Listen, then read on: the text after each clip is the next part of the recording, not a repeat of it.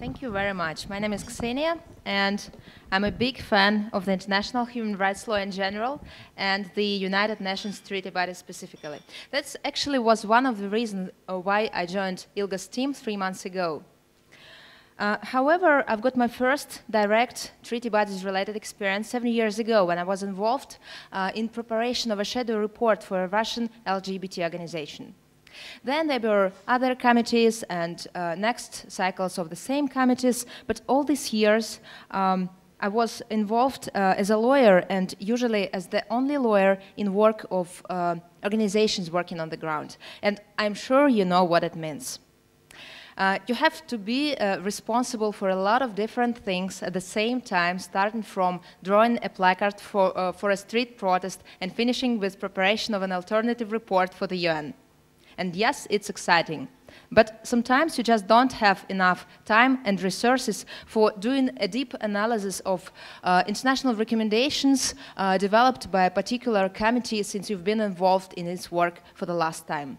And for 4 or 5 years, the committee's approaches towards LGBTI-related terminology and issues and all these are changed dramatically. And yes, treaty bodies just don't have a comprehensive, user-friendly database that would allow you to, let's say, type LGBTI and then get all the needed information. So in response to the challenges that Kseniya has raised, part of ILGA's response has been a report that I and now Kseniya put together, a compilation of the recommendations, the references to sexual orientation, gender identity and gender expression, and sex characteristics made by all of the, well, 7 of the treaty bodies, the most important ones that we found looking through the recommendations. And just to make sure that we're all on the same nerdy page, treaty bodies are the committees that monitor whether states are doing what they said they would do when they signed up to an international human rights law treaty. So firstly, and very simply, the reports, sorry. Firstly and very simply, the reports are an archive of the countries that have been reviewed each year, that have had their track records examined, and what has been said to them in terms of LGBTI persons, what they've been told to do. And sorry, I will use my tiny, tiny cheat sheet. The idea of having that record there is, first off, everything is together as an archive, and secondly, it means that you can turn to that document and pressure your government to act. And then on top of that, it means that you can compare the different recommendations made to different treaty bodies and see exactly the words you want to use for your country to have them be told what to do. And so the second thing it does is it identifies the trends that over the last few years and the points to the opportunities that there might be to work on particular subjects. And in particular, we focus with every single treaty body on the references to gender identity and gender expression, to sex characteristics, and to criminalization. And we also underline other areas that are emphasized to kind of help people figure out how to frame issues to give them the best entry point to different treaty bodies. And finally, there's also links to external documents. So you have links to all the NGO submissions that have been made to kind of give you inspiration with the submissions that were very successful, and also to kind of allow you to learn from ones that where the impact was less successful. And then we also have made sure that there's links to all the references to HIV and AIDS and to sex work.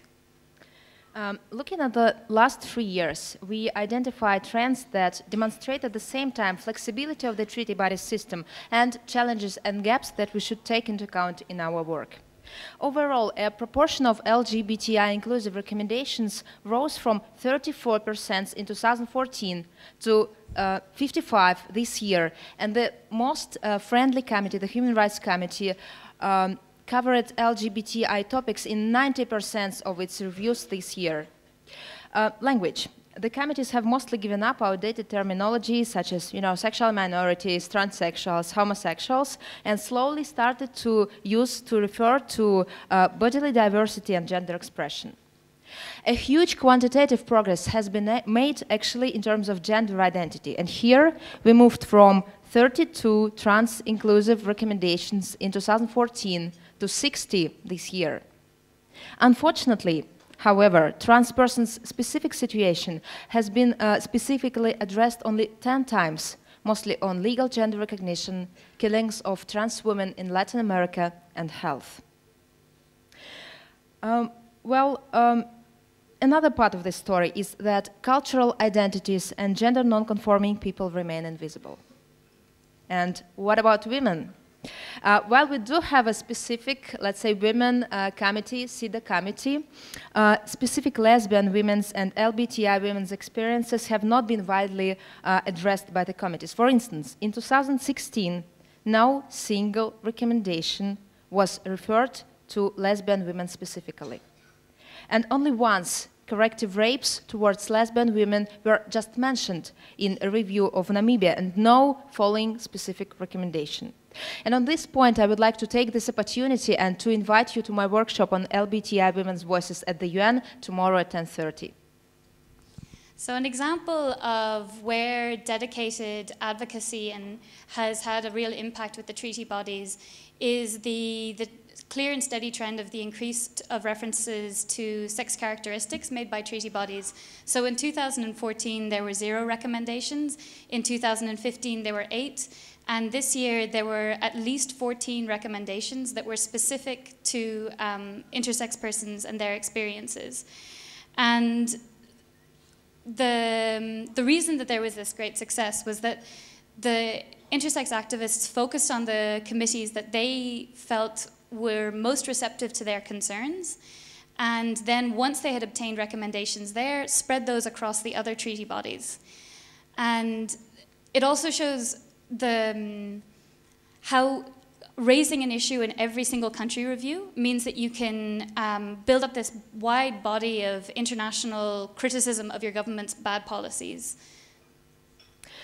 Well, the new report on SOGIESC issues in treaty bodies in 2016 is upcoming, and we really want to make this tool as useful for your work as possible. And what can we change in our work here? Some possible answers would be, well, the first, including women's dimension in our analysis and reports. Secondly, putting together information about pending cases on individual complaints that you submitted to different treaty bodies. And last but not least, collecting best practices of follow-up and implementation activities organized by activists from different regions, because that's probably the most exciting and important part of this complicated treaty bodies work, because that is what help our communities to live better lives, actually. And let's do this work together, contact us, use our annual reports and other tools, and, well, let's work together.